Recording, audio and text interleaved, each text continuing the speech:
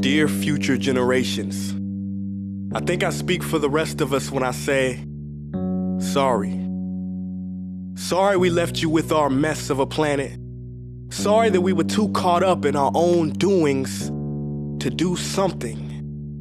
Sorry we listened to people who made excuses to do nothing.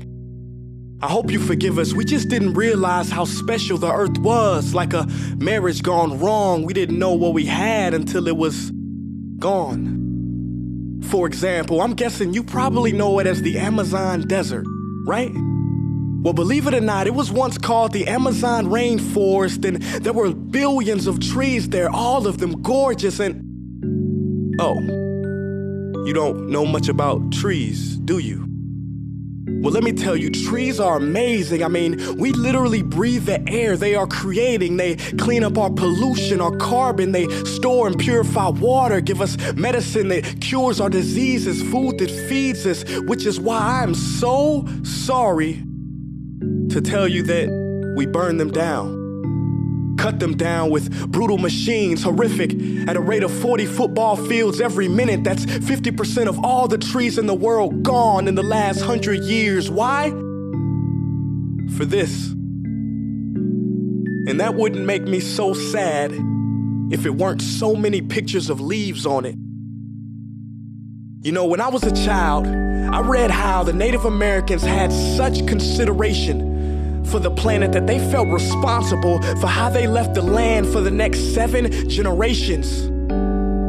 Which brings me great sorrow, because most of us today don't even care about tomorrow.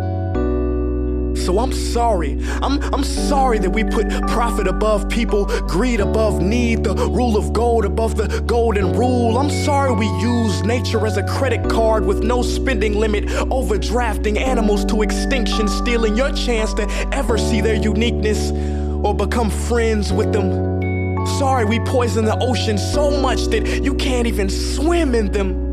But most of all, I'm sorry about our mindset, 'cause we had the nerve to call this destruction progress.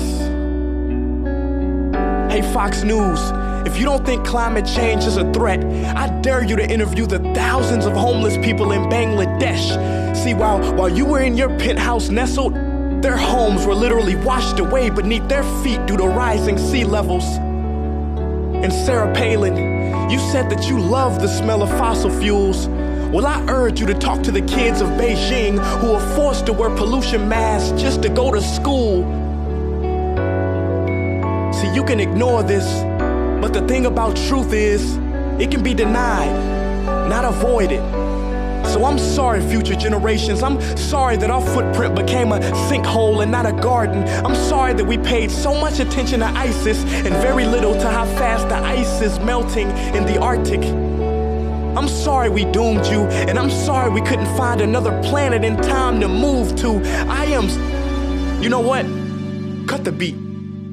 I'm not sorry. This future, I do not accept it, because an error does not become a mistake until you refuse to correct it. We can redirect this. How? Let me suggest that if a farmer sees a tree that is unhealthy, they don't look at the branches to diagnose it, they look at the root. So like that farmer, we must look at the root, and not to the branches of government, not to the politicians run by corporations. We are the root, we are the foundation. This generation, it is up to us to take care of this planet. It is our only home. We must globally warm our hearts and change the climate of our souls and realize that we are not apart from nature, we are a part of nature. And to betray nature is to betray us. To save nature is to save us. Because whatever you're fighting for, racism or poverty, feminism, gay rights, or any type of equality, it won't matter in the least. Because if we don't all work together to save the environment, we will be equally extinct. Sorry.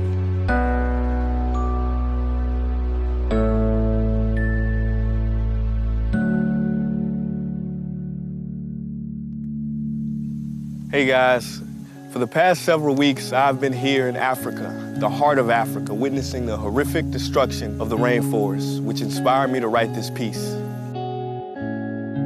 Why are forests being destroyed at such an enormous rate?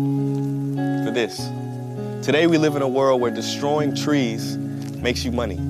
So what can we, normal people, do about it? One way to directly fight the destruction is to stand for trees.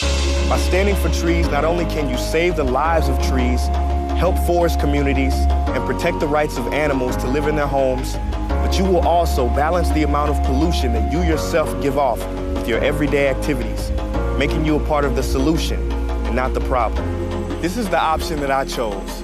But whatever way that you choose to stand for trees, do it. Because a wise man once said, when the rivers are all dried up and the trees cut down, man will then realize that he will not be able to eat money.